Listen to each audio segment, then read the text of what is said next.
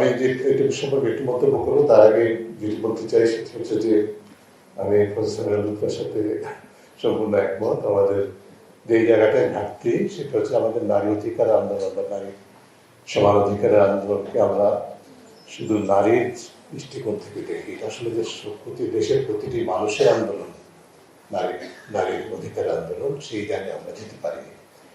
সেই জায়গায় আমরা যদি দেখি তাকে শুধুমাত্র পুরুষ। এবং আপনি ঠিকই বলেছেন, আমরা যে অনুষ্ঠানের রেফারেন্স দিয়েছেন সেখানে খুবই দৃষ্টিকটু ছিল। পুরো রাজনৈতিক নেতৃত্বের মধ্যে আমরা হিসাব করেছি দুজন মাত্র নারী ছিলেন। আমরা যারা বসেছিলাম তারা সবাই পুরুষ অবস্থা। আমি যে কমিশনের দায়িত্ব পালন করেছি সেই কমিশনে একজন নারী সদস্য অনেক কষ্ট করে পেয়েছিলাম। সেই মেয়েটা ভেরি গুড কন্ট্রিবিউশন। তো আমাদের সেই জায়গায় যেতে হবে। আমাদের নারীর অধিকার আন্দোলন এবং সকল বৈচিত্র্যের মানুষের আন্দোলন, প্রতিটি নাগরিকের আন্দোলন, সেই জায়গায় যেতে হবে আমাদেরকে। আমি প্রতিবেদন সম্পর্কে বলবো, খুব বেশি বিস্তারিত বলার নাই। আমি যেটা মনে করি, আমি দেখেছি যেহেতু খুবই অনেস্টলি এবং ফ্র্যাঙ্কলি বলতে পারি, খুবই সুন্দর একটা প্রতিবেদন হয়েছে, একটা কাজ হয়েছে। কিন্তু তার মধ্যে সবচেয়ে যেটা উল্লেখযোগ্য সেটা হচ্ছে যে সুপারিশগুলি এসছে সেগুলো অত্যন্ত সময়োপযোগী। শুধু তাই না, এটা খুবই স্পেসিফিক, কংক্রিট। এর মধ্যে মানে জিজ্ঞাসা করার বাকি কিছু নাই। যে জিনিসগুলো উত্থাপিত হয়েছে খুবই স্পেসিফিক, কংক্রিট। এবং একদিক থেকে আমার নিজের দুদক সংস্কার কমিশনের ক্ষেত্রে যেরকম আমার ধারণা, বাকি কমিশনের সুপারিশগুলো মোটা দাগে আমাদের যেহেতু দেখা হয়েছে, যে সুপারিশগুলো উত্থাপিত হয়েছে আজকের প্রতিবেদনে আমরা যেগুলো নিয়ে আলোচনা করলাম, প্রায় সবগুলোই বোধহয় প্রায় শতভাগের কাছাকাছি সবগুলোই হবে যেগুলো আমাদের সবগুলো কমিশনের প্রতিবেদনে কোনো না কোনোভাবে প্রতিফলিত হয়েছে। এবং হয়তো বা কিছু কিছু ন্যারেটিভের ডিফারেন্স থাকতে পারে, কিন্তু বর্ণনার ডিফারেন্স থাকতে পারে, কিন্তু মূলত প্রত্যাশাগুলো যেভাবে সুন্দরভাবে সুপারিশ হিসেবে উপস্থাপন করা আছে সেটা প্রতিফলন হয়েছে। এবং শুধু তাই না, আমি একই সাথে আমি ভাই আসলে এক কথা বলে আশা করি যে আমরা ঐক্যমত্য কমিশনের ফর্মাল আলোচনার মধ্যে আমরা এই সুপারিশগুলোকে নিয়ে আসার চেষ্টা করব, যাতে করে সিঙ্ক করা যায় বা সমন্বয় করা যায় যে প্রস্তাবনাগুলো আসছে সেগুলো যেন আমাদের কার্যক্রমের মধ্যে ঐক্যমত্যের কার্যক্রম সেখানে যেন এগিয়ে নিয়ে যাওয়া সম্ভব হয়। এর বাইরে শুধু আরেকটা কথা বলে শেষ করি, সেটা হচ্ছে যে যেটা বলেছেন যে কেন আমরা বিভিন্ন পর্যায়ে সংস্কারের প্রস্তাবনা হয়েছে, ঐক্যমত্য হয়েছে, কিন্তু সেগুলো বাস্তবায়ন হয় নাই। বাস্তবায়ন হয় নাই। আমাদের যেটা হয় যে আমরা সুন্দর সুন্দর প্রতিবেদন করি, টাস্কফোর্সের কথা আমরা জানি, 90-এর আন্দোলনের যে রূপরেখা ছিল সেগুলো সবই আছে, কিন্তু বাস্তবায়িত হয় না। বাস্তবায়িত হয় না এই কারণে যা অন্যতম যে বিষয়টা আমি বুঝি, এবং সেটা নিয়ে আমার এখনো যে কাজ আমরা করছি, ঐক্যমত্য কমিশন বা সংস্কার কমিশনগুলো যে কাজ করেছে তার উপর ভিত্তি করে ঐক্যমত্য কমিশন যে কাজ করছি বা করতে হবে, তার ফলে হয়তো আমরা একটা সেট অফ রিয়েলি অ্যাগ্রিড চার্টারই বলি বা সেট অফ রেকমেন্ডেশন বলি, সেটা ঐক্যমত্য পাওয়া একটা সেট অফ রেকমেন্ডেশন হয়তো হবে। এবং কিছু কিছু বেশি আশু করণীয় যেগুলো আমরা নির্ধারণ করেছি, সরকারের হাতে হস্তান্তর করেছি, সেগুলো হয়তো বা অন্তর্বর্তীকালীন সরকার অর্ডিন্যান্স হিসাবে হোক, সরকারি সিদ্ধান্ত হিসেবে হোক, প্রাতিষ্ঠানিক সিদ্ধান্ত হিসাবে হোক, বাস্তবায়ন করে ফেলবে। এরপরে যেগুলো থাকবে সেগুলো হয়তো বা রাজনৈতিক দল বা নির্বাচিত সরকার ক্ষমতা এসে সেটা বাস্তবায়ন করবে, সেই অঙ্গীকার থাকবে। তারপরেও কিছুই হবে না।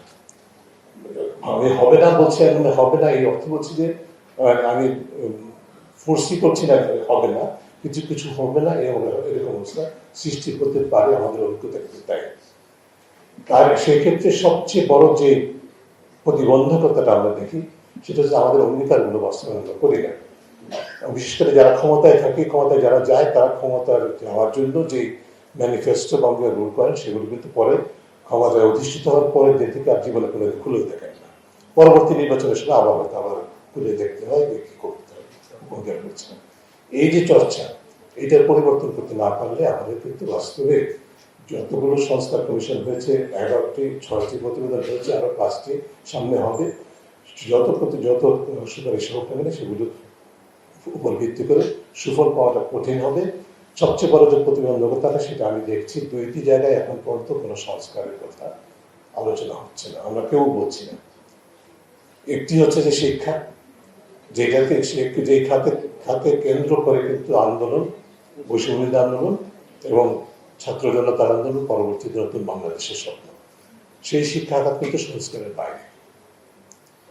কোন বিবেচনায় সংস্কারের বাইরে সেই শিক্ষা খাত রয়েছে সেটা কিন্তু আমার কাছে অন্তর্বোধক হয় না। আমরা আনুষ্ঠানিকভাবে অনানুষ্ঠানিকভাবে সরকারের কাছে অনেকবার বলেছি, কিন্তু সেটার সঠিক ব্যাখ্যা এখন পর্যন্ত আমাদের কাছে নেই। যেটা হয়েছে সেটা কিন্তু অন্তত দুটি দৃষ্টান্ত একজন শিক্ষার্থী বলে গেছেন, দুটি দৃষ্টান্ত আমরা দেখছি শিক্ষা খাতের জন্য বরং নেতিবাচক দৃষ্টান্ত স্থাপিত হয়েছে।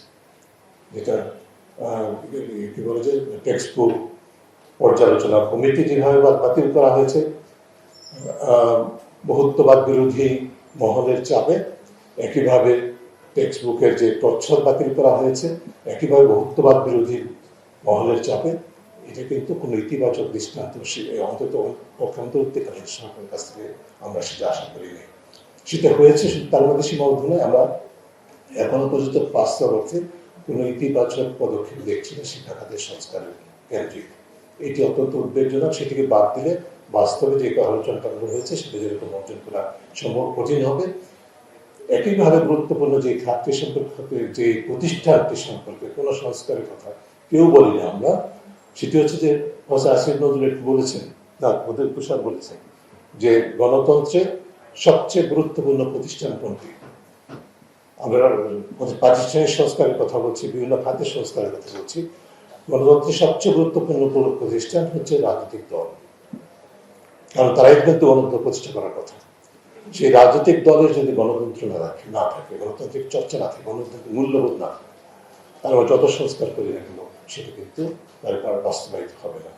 আমি দুদক সংস্কার কমিশনের প্রধান হিসেবে বলতে পারি, একইভাবে ঐকমত্য কমিশনের একজন সদস্য হিসাবে আমি মনে করি আমরা যদি আইডিয়াল একটা স্বপ্নের কথা ভাবি, প্রস্তাবিত সমস্ত সুপারিশমালা বাস্তবায়িত হবে এবং মর্মে একটা চার্টার হলো এবং সেভাবে নির্বাচিত হলো, তারপরেও কিন্তু আমরা প্রত্যাশিত অগ্রগতি অর্জন করতে পারবো না যতদিন পর্যন্ত না বাংলাদেশের রাজনৈতিক দলগুলো যারা ক্ষমতায় থাকবেন, যারা ক্ষমতায় থেকেছেন বা ক্ষমতায় থাকবেন, তারা বৈষম্যবিরোধী আন্দোলনের চেতনা থেকে শিক্ষাটা গ্রহণ না করেন।